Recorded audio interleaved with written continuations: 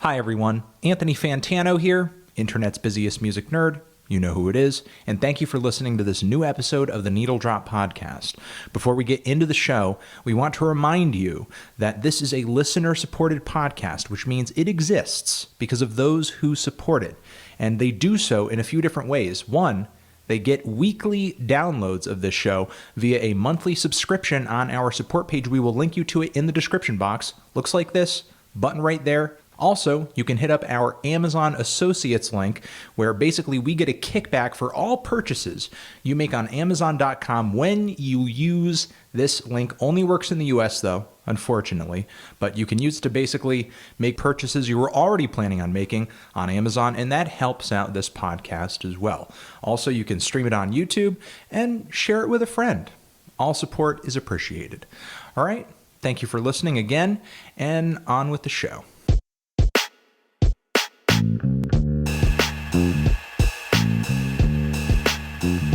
Hi everyone, Anthony Fantano here. You know who it is. This is the latest episode of the Needle Drop Podcast, where we do a series of interviews with musicians, YouTubers, content creators of all sizes, shapes, and types. And in this episode, we have a special interview with the one, the only producer, rapper, songwriter, hip-hop mystic, Mr. Busdriver. How are you doing, dude? I'm pretty good. How are you, Anthony? I'm good. You and I talked in email a little bit before we hopped on Skype here, and we sort of, I don't know, threw together some ideas, some topics of discussion that we could get into, because as much as I love your music, and of course, you know, that's going to be a topic of discussion that I'm sure we're going to approach at some point in the conversation. It seems like, at least in my opinion, or at least from what I can see, there's so many other things that you could speak to, given just how long you've been involved in the music scene, you know? Yeah, it's surprising. You don't think about tenure or time in a certain way in this type of music. But yeah, I've witnessed a few things. I don't know if that makes me an authority, but there's something there. Well, I think you can most definitely speak to this transition that we've seen in terms of the sound and also the industry of hip hop from the 2000s to today. I mean, you've crossed over that threshold effectively, and you've seen success on both sides of that fence. And to me, it seems like we're dealing with an entirely different animal than we were 10 years ago. Now, to me, it seems like, to you, it seems like observing you and observing your music, you're still kind of in your own little corner. You're being true to yourself. You're doing something out there. You're on the fringes. But at least to me today, it seems like maybe there's a wider audience for what you do than there was 10 years ago. Correct me if I'm wrong. In theory, I would think that could be it, but I really can't. It's hard for me to focus on audience in this day and age without mooring it with the anxieties of the internet campaigns that you know that have created this era. I will just say that creatively now I do feel like a lot of the things we were doing 10 years ago, 15 years ago are very normal now, and so there's a lot of comfort that I have in making songs now, because I can pull literally from styles I was doing when I was 14 years old and have them be applicable if I just tweak them a tiny bit. But still, I do make music that is still very particular, and I don't know. I think that's because I really am a romantic, and I really cradle this localized approach to it, because I do try to stay very true to just Los Angeles influences and just try to make songs from the home outward. But I don't know. That's a long-winded answer, probably. Keeping that in mind, that you're from Los Angeles, that you're making music with that in mind, and one of the things that you said that we could speak to was sort of how a city and a locale and sort of your immediate area can sort of help music evolve in some kind of way. How do you feel like that applies in an age where it seems like locale sort of matters less and less and less in the internet age. It's not so much where you're from as much as it is sort of who you know online or how much clout, I guess, you sort of have online. It's a fantastic power. It's a fantastic freeing condition, and I welcome it and I enjoy it. I think it's allowed people to create worlds within worlds in very ingenious ways. So I celebrate that with low overhead. You know what I mean? So maximizing ideas is always takes precedence. So that's the shit. But of course, there's always an origin, and a lot of this music, especially a lot of music now, and a lot of music that really has an impact, that has gravity, has a place, has a history, and you know, it's always good to have a balance of both. And that's why I feel very lucky, because my city has struck a balance, being as that we're right cradled in the middle of the tech industry. We know that there is a meta a metasphere, you know what I mean? And you know, all the creatives know that shit, and it's built into how everyone gets down. So there's a here, but there is an elsewhere. You know what I mean? Just on a theoretical level. So, but it's very scary on a personal level. I have to be completely real. It's very freeing, but it's very terrifying. So I welcome it. And it's freeing. I guess it's kind of like working like an acrobatics routine, but without a net, I guess. It just requires powers, man. It requires knowledge and powers and community, you know. Now that sort of lack of a safety net, the scary side of this process being so freeing now, does the fear come from a lack of predictability? Is it sort of the volatility of hip hop and volatility of I guess you know, the internet and the music industry right now? Hip hop is very misunderstood. You know what I mean? I don't even like talking about hip hop as a whole. You know what I mean? Because people talk about hip hop with this air of, we know what's really wrong with it, but let's not address it. Or we know what's really great about it, but we don't want to point it out. So I'm just really, I feel really, I don't want to address hip hop as a whole, because I'm inside of it. You know what I mean? It's too large. But I will say this: there's never been more hip hop made in the history of this earth than right now. There's just a lot being made, so there has to be so there's something said about it. You have to see how that shit influences business models too. You know, it has a crazy influence on how people even ingest music now. So I think that the high adaptability of a rap act does something to the motherfucking world.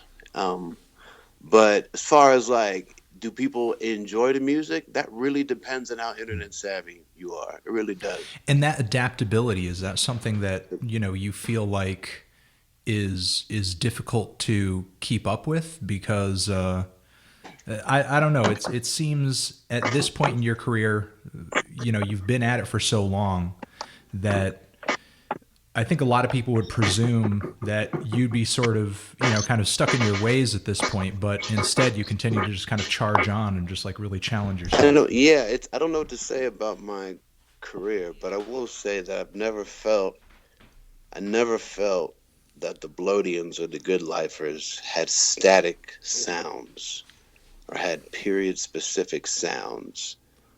I always thought that the point of what we were doing is that we were tapping into old jazz man impetus and discipline and applying that to our now. You know what I mean? So in that, it's supposed to be timeless, and people are supposed to reference jazz because it's our fucking root. You know what I mean? And I've been doing jazz music and rap since I was a child, and you know, it's my foundation.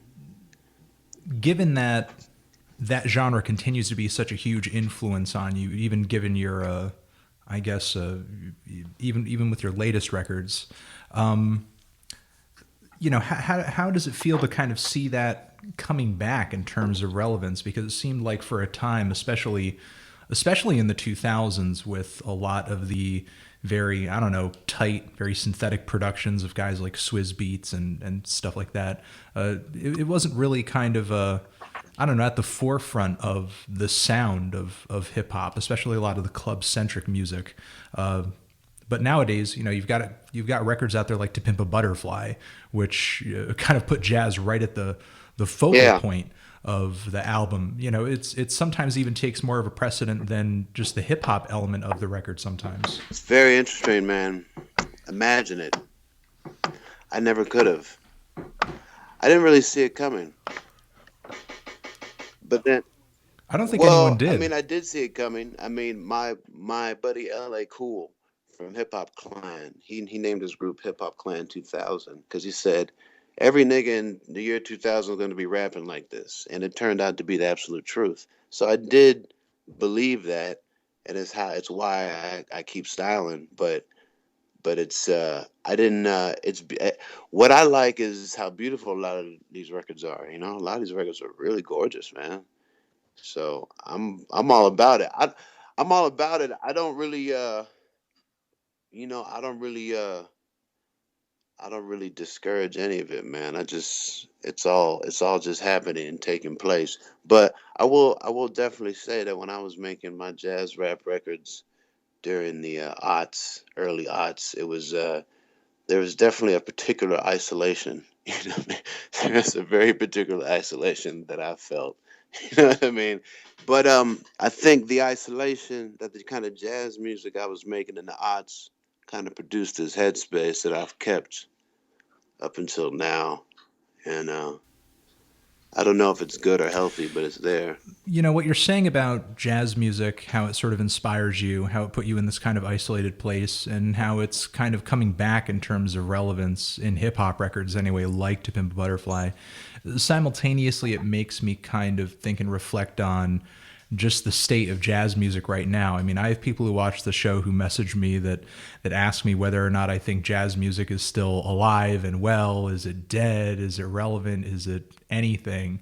And while, yeah, sure, it's thriving on some of these hip hop records, it would seem that there aren't quite as many new, fresh, young, just straight jazz artists who are making quite as much noise as a Kendrick Lamar or even a Busdriver on some levels. I mean, somebody who made one of my favorite jazz records of the year, Kamasi Washington, he didn't even end up getting a Grammy nod this year. Even the new Christian Scott record, which I think was pretty great. Yeah, I was just talking about that Kamasi not getting that. Well, the Grammys are very political. That has to deal with power structures. Yeah. Sure. But roots music is hard to come by because no one wants to know about folk culture in America. No one wants to know about true indigenous American musics or life. That's not really what we're about. We're a very ahistorical people. We recreate the world as we see fit. That's our mandate. So it doesn't surprise me that quote unquote jazz or roots music or black music in general is not really cradled in people's bosoms as it should be. I mean, people saw that Nina Simone documentary that came out recently, were awestruck, but most of us who grew up with our parents, or at least our parents telling us about her, idolizing or us idolizing Nina, it was a refreshing reflection that we can talk about for years to come. But yeah, all those people are really important, man. And especially when you see how their influence reverberates in your popular culture figures. You know what I mean? I agree with what you're saying in terms of, okay, so we're kind of I don't know what I'm saying. Okay, so you're making this point that we're an ahistorical society. No, I mean, please. Oh yeah, of course we are. Of course we are. Not to break your balls, but that's like the default. At least pretend like you know what you're saying, just for the sake of argument. It's hard. You're making this point that we live in a society that is ahistorical, doesn't like to embrace the truth of its past, but simultaneously, when I talk to people who are music fans or consider themselves to be fans of music, the idea of not appreciating jazz sort of seems like you're admitting that, I don't know, you're stupid or you're intellectually lazy or something. So all around the round table of music fans, people will sort of tout the idea that they're really huge jazz fans, when, you know, but sort of like to point at a line from that new Kendrick record where people sort of say that, you know, I miss when hip hop was about rapping. Well, you know, if you did, then Killer Mike would be platinum. You know, it seems to me if all of these people who were such huge jazz fans really loved jazz as much as they said they did, then the genre would be so much more relevant. It's very true, man. It's not really a part of our lexicon. We need heroes. You know what I mean? Americans take for granted. Americans are so individualistic. We always pride ourselves on how much on our own we are. But there's a hive mind culture that comes with our consumer mandate, and we don't really fuck with jazz because we don't have our rock and roll mythology is not formed around the jazz man. Even though the original music badass is the jazz man, you know, that's where the Yeah. hipster comes from. The hipster comes from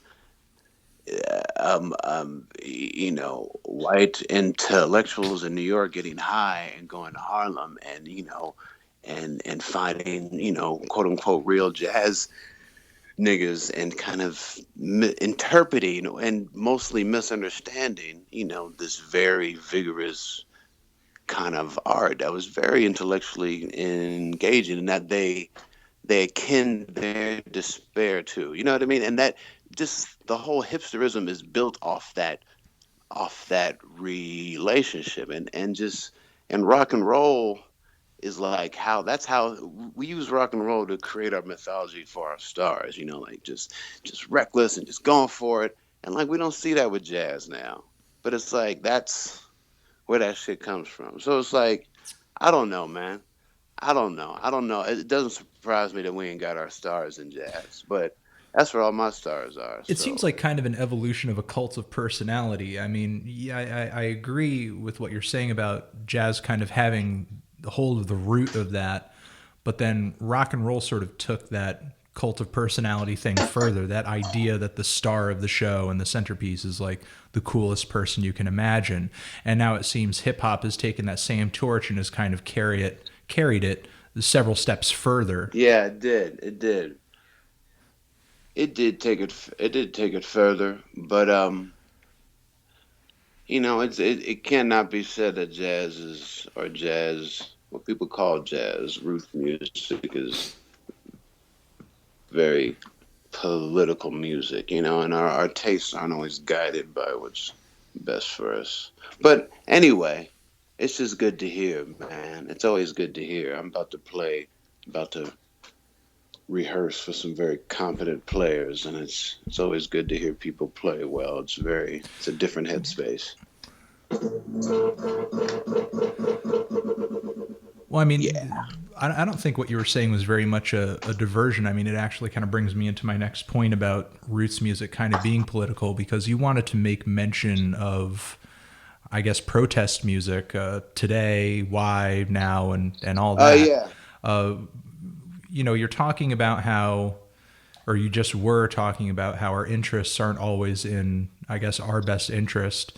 You know, do you feel like political music, protest music, is in our best interest? And are you kind of surprised with the general lack of it right now, considering everything that's going on with Black Lives Matter and a host of other sort of, I guess, grassroots social movements? Anthony, that is a very good question.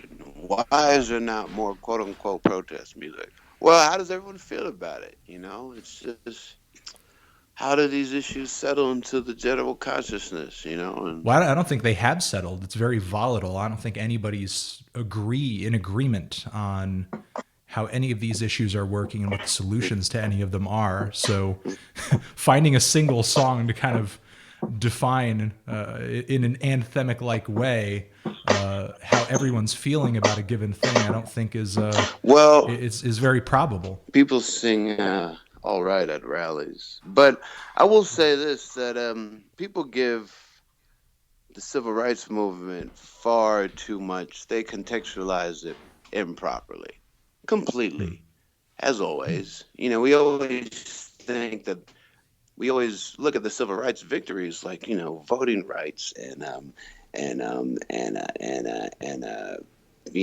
rolling back of Jim Crow and all these amazing things and how, but we don't really consider the pushback that came about in the 70s.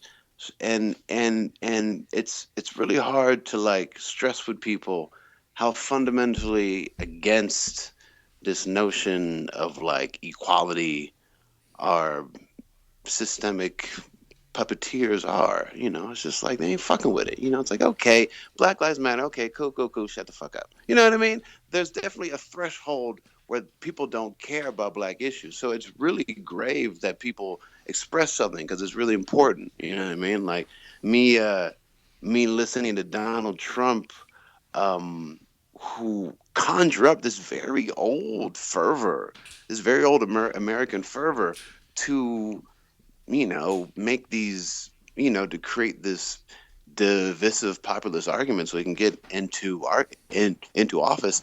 That's very real. That's not like that's not happening in some like liberal hotbed. There's a lot of, working class people and downtrodden people who share his views. And that's not because, oh, they're stupid. No, that's not because they're stupid. That's because they've always been here. You know what I mean? And that's the thing about music is like, I don't like people to put too many issues in music because it makes it like entertainment. It's fodder for entertainment. Like, oh, black people are being shot. Oh, it's fine. Talk about it in the song. No, motherfucker. Niggas is dead. You know what I mean? Like people actually die. And then you're like, oh, but I thought it was, no, it's not fun and games. Someone's gone and like there's no explanation. So it's a really interesting tightrope because I don't like people to talk about it too much, contextualize it in a fun way. But then again, it's like it's always been here and it's a part of our music anyway, so you have to talk about it. So it's really interesting, Anthony. I don't think we're going to get more protest music now because the powers, the agendas to subdue that are too strong. It's like people are getting, but there's so much evidence that it's like hard to not. I don't know what's going to happen. But I will say this, that modern systemic racism is far more intricate and thought out than old world race systems, and it's like people should be interested in it just because it's fascinating. You know what I mean? Like, it's just fascinating. It's fascinating. So you shouldn't shy away from it. It's how power works. Let's not shy away from it. This is how power works. You create these divisive social stratas, you go for it. You make the power work, and you got the bottom tier, and you create systems that suppress them, that you can use to empower the upper echelon, and that's what you do. That's how you build empire. You know what I mean? But anyway, I don't expect to see too much of that in song. But Well, anyway, I'm gonna go back to the drum machine. all right. Well, you're reminding me of two things while you're hitting on the drum machine. One, sort of making music that talks about political things and real tragedies. Is that something that you can't fully get on board with as far as the hip hop genre, or is just kind of like a difficult thing for you to stomach with music in general? Because I mean, let's take a song for example, like Strange Fruit. I mean, very political song, very dark song, very. I'm just talking about now. Yeah. I'm talking about now. I'm talking about political music like in this year, like right now. I'm not talking about. So now, if you're making political music, it's kind of hard not to make it without it also simultaneously being entertainment. I'm just saying that there are people who make amazing political songs now, and they're just empowering, and they're for the movement, they're for consciousness, and that's how music has always operated. So that's fantastic. There's other music that panders to talking points to try to, gloss over some details. All I'm saying is that making music now is not like making music in the 60s. That's all I'm saying. And, Okay. and all I'm saying is that these problems are very real. Like people's lives, and we use music to beautify our idea of ourselves. People have a very specific idea of black people because because of our amazing black celebrity class. We have the best famous black people ever. They're just ingenious, you know? So how can we not assign them to being the cast of characters within black life? But they aren't. They don't represent black life. They really don't. And the people who really do represent black life, those archetypes are other type of people. You know what I mean? And so it's good that we get songs that express that. You know what I mean? And me, I'm not a source of that. I do my own thing because I'm a point of view, just like anybody else. But I just say that because when you talk about jazz and roots music, and you talk about, that's just it's just hand in hand. You can't, But anyway, but I don't really know, man. I don't really know. I don't really know what I don't know what entertainment's role is right now because there's so much control in entertainment. I'm just skeptical. Well, to me, it seems like so many of these issues are so layered and they're so nuanced and they're so difficult that it's kind of hard to just compact them into a verse or even compact them into an hour-long album and have it be something compelling that everybody can kind of get on board with. Yeah, it's just I guess what I'm calling for is a higher awareness but there've been some great songs. But it's all fun, man. Art is great. I salute the arts. Good job, everybody. Well, my other question is, I think a lot of people automatically perceive a lot of what's going on in terms of mainstream hip hop, like a lot of this newer trap music, to be really mindless and kind of apolitical. But while I don't think any of these artists might be making an overtly political statement, I don't know if you could totally say that to be the truth. I mean, I think a lot of the racism that we're dealing with today stems from things like the drug war, which gives police free rein to kind of very aggressively police urban and black neighborhoods. And I feel like a lot of these rappers who are rapping about dealing drugs, rapping about sort of this lifestyle, are kind of depicting a way of life that a lot of people are leading because of the culture that our drug wars created. Well, they may not exactly be drawing all of those connections, but I mean, I think it's kind of a reality for some people that isn't going to go away until we deal with these problems. Well, it's good to have good quality music so that there's a good threshold for that narrative. Because you're right, that is a very real thing happening. The prohibited economies and who participates in them. But those are also stereotypes. Not everybody in black life results to criminal activity.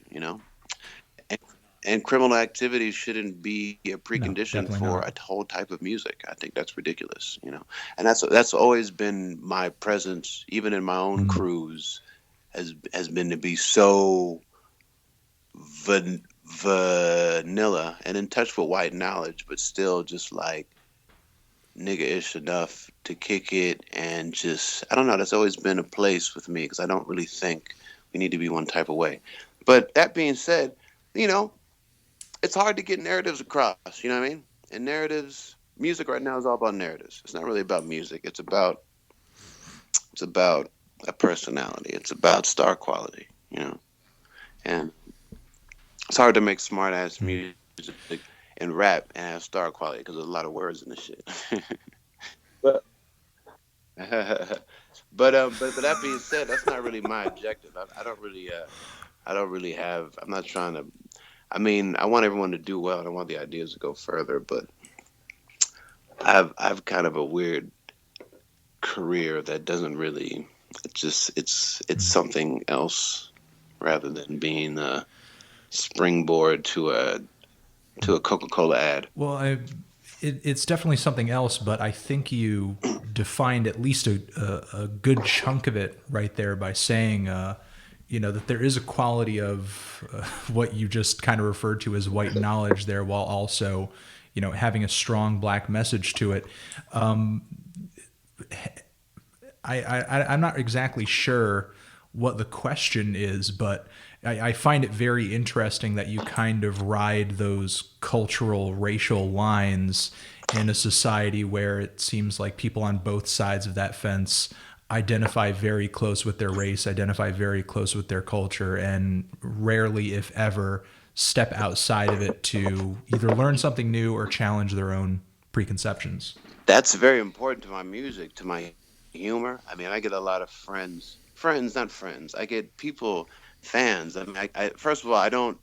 It's hard for me to fathom that I have fans of people who listen still, so it's always a trip. But sometimes fans ask me like, "Why do you use the N word and all this stuff?" But then other fans ask me like, "Why do you say so many words and shit? Why don't you, say some shit that's more, a little simpler, more true, more street?" And it's like I just do what comes naturally, which is kind of a mistake, but it does present itself as it does. And I've always thought, I always feel certain ways about it, but I have people like Rory, like Milo, who kind of encouraged me, he put it in context for me at times, but, um, but yeah, it's very scary, but it's also very self-indulgent. Yeah, I don't know. I don't know. I live in a very layered cultural nexus, so and I can't imagine. I'd be sad if I didn't.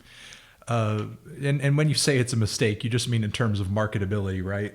Well, yeah, because I don't. There's not. I mean, even though now there's more of an idea of what that type of person is, there really wasn't for a long time, and it's like, what kind of brother are you? It's like you so vanilla and you like shit like this, but you hang out with niggas, and it's like, who are you? You know what I mean?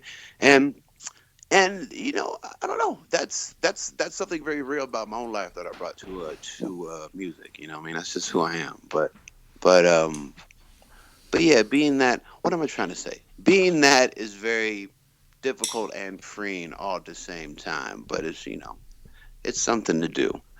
And but like I said, other people make sense for me sometimes.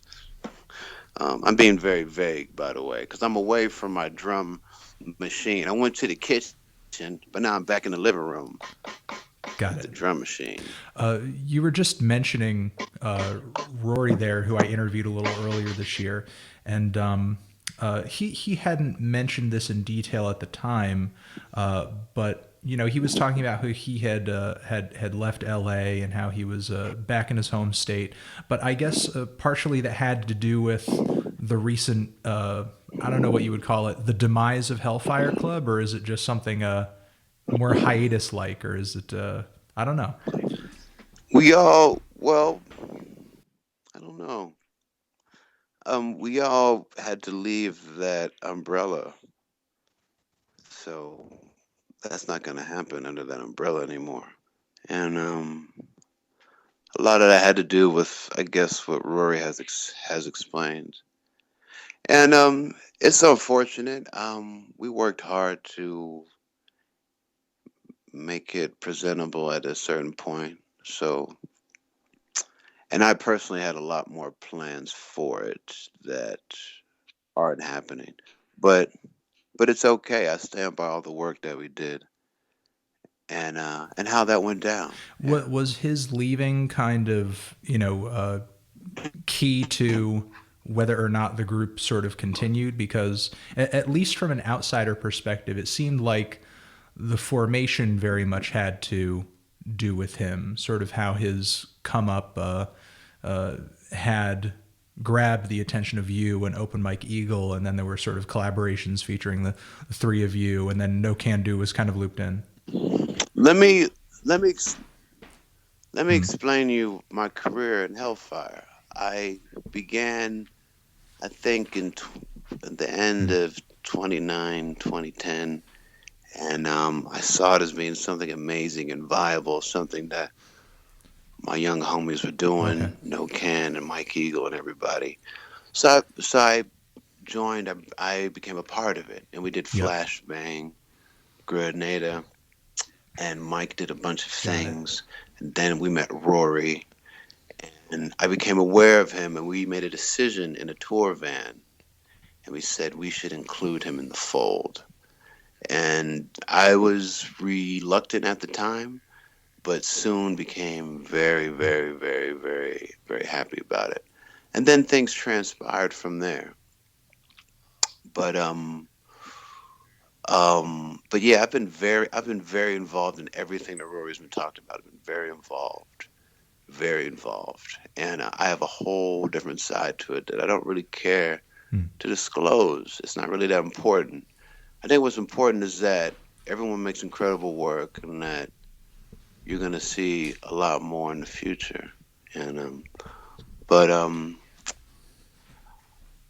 but yeah, and I also stress that everyone really take care of how they interact with their creative endeavors. You know what I mean? Like that Yeah. cohesion is really sensitive. Okay. Really sensitive. Moving on from there, I mean, obviously, despite everybody kind of separating off to go do their own thing, you obviously still Well, hold a lot of what Rory is doing in high regard, and oh, yeah, well, yeah, well, just to clarify, me, Rory, and Mike, and I mean, I'm cool. I'm cool. Everyone, I hope everyone does their thing. I mean, me, Rory, and Mike are work a lot together still, and I'm cool with everybody. I'm just things didn't work out for some obvious reasons. I mean, it's very textbook for me how it came to a close, and to a point where it's almost embarrassing. But it's what it is, and it's the truth, and it makes sense why it happened that way. It makes complete sense. You know what I mean? And but I think what's important is that the music. People take note of the music, when it happened, why it happened, under what circumstances, who came into it, what was the whoop de whoop. Like, there's not enough. I mean, when I think about it, it's really amazing that it took place. You know what I mean? And I stand behind it. You know what I mean? And it's like this shit is too volatile for anything to last. How the fuck can anything? How can anybody? I'm surprised people still put out albums. I mean, Jesus. I mean, when people, I don't know. I think we absorb this stuff from one end, but from the other end, it's like there's a lot in flux. yeah. No, I mean, just getting everybody on the same page. I mean, what rap crew has lasted forever? And it's not what anything has lasted forever, and how do things even develop now? You know what I mean? And it's Mm-hmm. like things develop in a real particular way now. So you really have to respect what's going down, and everyone's learning shit because I don't know, shit is super accelerated. But that being said, man, there's a lot of incredible shit in the future. So I'm just happy to get opportunities to get to make some new with my homies.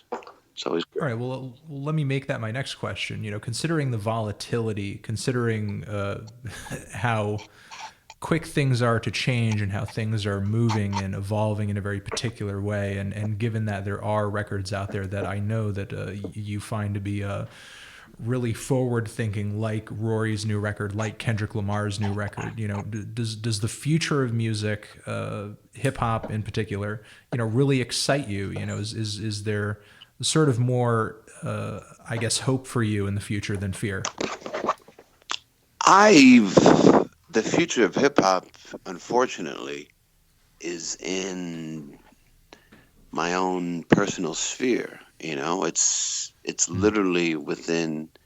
I don't treat it as an abstract. It's literally whatever we want to come up with, whatever we want to Mm. try, and then make public. You know what I mean? Mm. Because there's a lot of things like, Well, that kind of sounds like I don't know. That kind of sounds like something off of that, like the intro track to Most Def's Black on Both does it? Sides. He's kind Yeah. of, well, yeah, kind of going on about how, well, if we're sick, hip hop's going to be sick. If we go here, hip hop's going to be here. But nah, I really mean that. I mean, Yeah.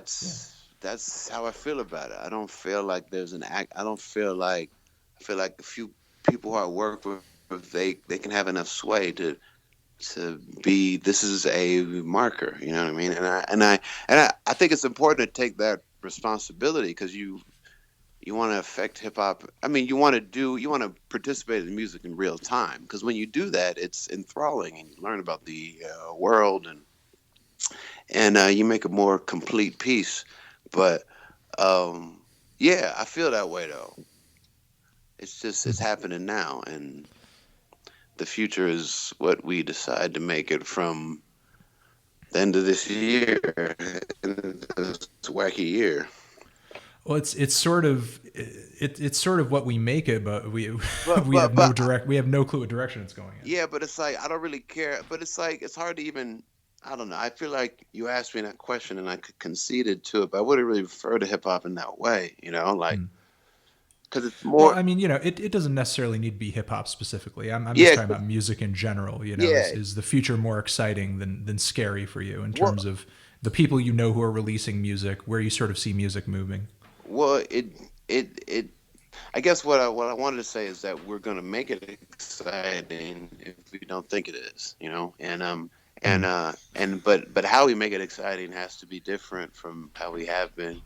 So so I'm just gonna do what I can to make that make sense. But a lot of people in my sphere are really controlling music and making music make sense in the world. So I feel very lucky. I don't feel like I should be making music at this point in my career, but yet I am. So I feel like there's something special there that keeps me doing this wacky craft. When you're saying that you shouldn't be doing it, are you saying you would have thought maybe 5 years ago that your career would have been over at this point, or is there something else that you'd rather be doing? Well, my career was going to end several times, but it didn't.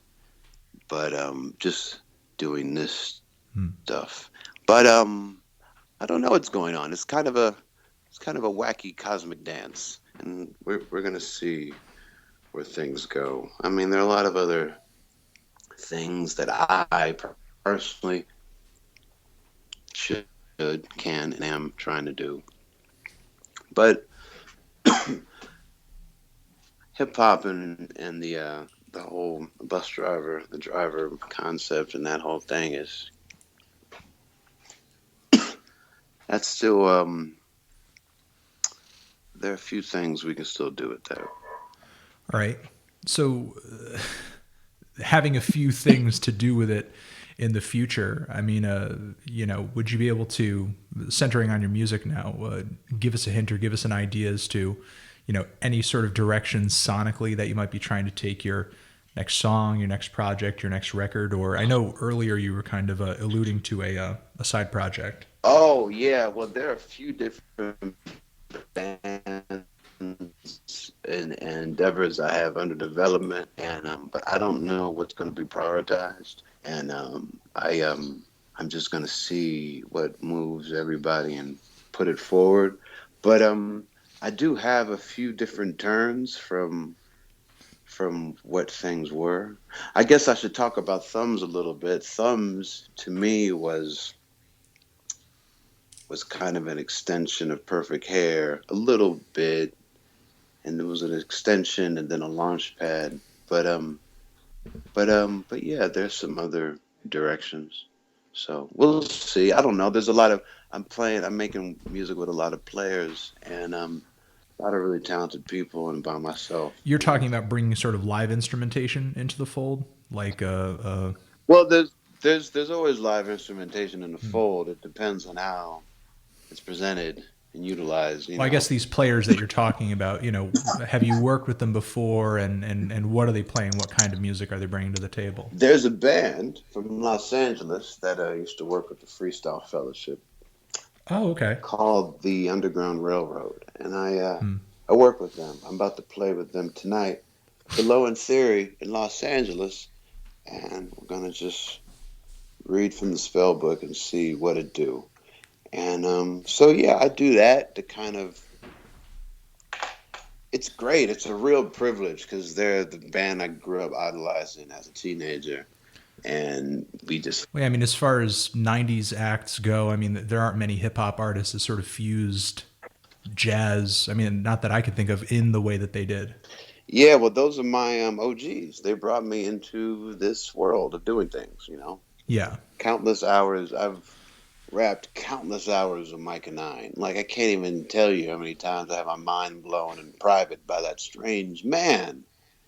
Hmm. He is a brilliant, brilliant, one of a kind guy in hip hop, and his story not being told is a part of the enormity of his story. You know what I mean? He's really some shit. You know, when I think of hip hop motherfuckers, Dr. Dre, Easy E, Mike Nine, da da da, West Coast, Tupac. You know, he's one of them. Period. You know, and everybody knows it if you ask them behind closed doors. But he is the true jazz man in that he is obscured.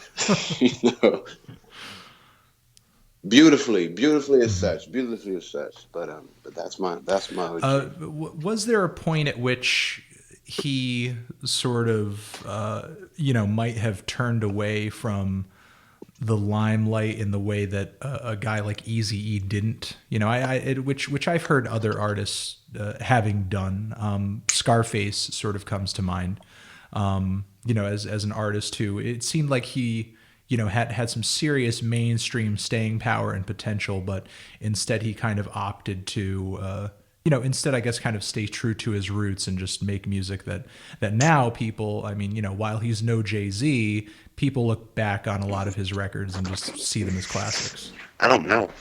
The Fellowship had a lot of had a lot of specific problems. It wasn't really a romantic thing like he wanted to. It's just there were a lot of mistakes. I mean, sure. I really think. One of the crimes. I mean,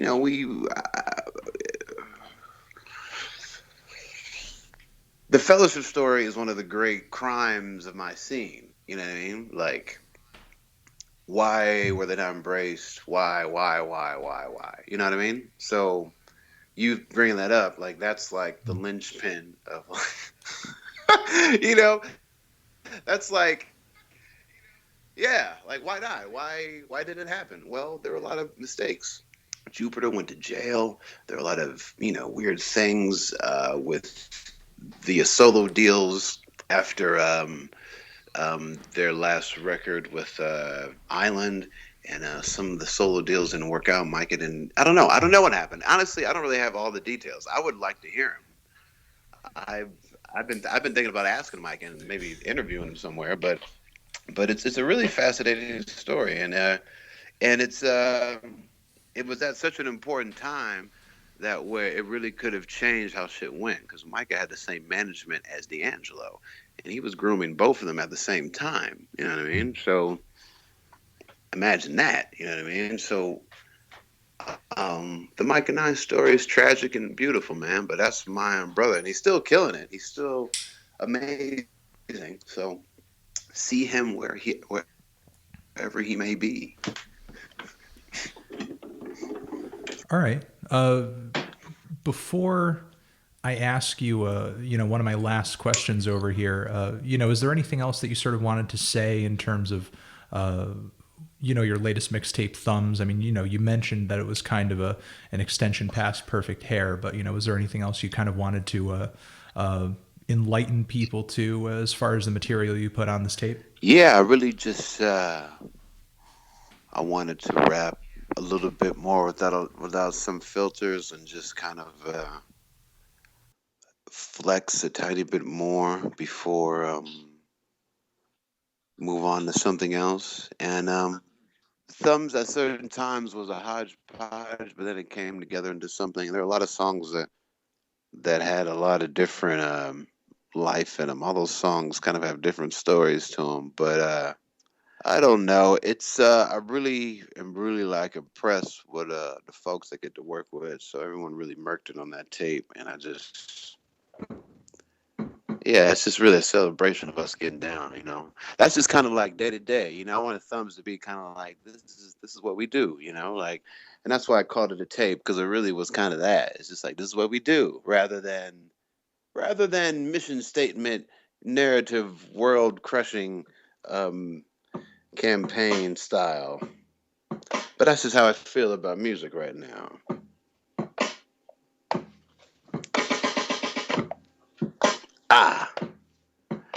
I'm at the drum machine. I'm sorry. But yes, please get Thumbs, Anthony. I'm talking to you, Anthony. I'm selling it to you, man. Get Thumbs. You gave me you sent me Thumbs. I sent it to you. And you know what? You just reminded me of something on the tape. You just reminded me of something on the tape that I wanted to ask you about. One person who is on the tape that has kind of struck me as, I guess, not surprising at this point because I've seen him on so many projects now, but I'm just really in awe of just how he's everywhere. Everywhere I turn, he sort of seems to be on someone's project. But I'm talking about Samuel Herring, or sort of Hemlock Ernst, and sort of under his pen name when he's rapping. How has he landed on so many projects recently? Has he just like, is he spitting freestyles to you guys and just flooring you and you're like, I have to get him on this project? That's a friend of ours. Yeah. And the thing is, he's made it onto so many different projects as of late. So, and it seems off of, of course his rapping talent, but it's just interesting to sort of see, him working with different artists and him actually, there have been videos of him rapping on the internet, but, prior to the past few years, I haven't known him to sort of, be rapping on different rap albums or mixtapes. And I'm sort of, wondering how he landed on sort of your project. He's on Milo's project. I think he did something with Open Mike Eagle, and I know he's landed on some other records too. That's a magnetic guy. And he, yeah, me and him, we all bond on some rap shit. So he's ended up on songs kind of very organically. So it's kind of bizarre. It's bizarre, right? Because from a certain standpoint, that's just Sam, And Sam is rapping all the time.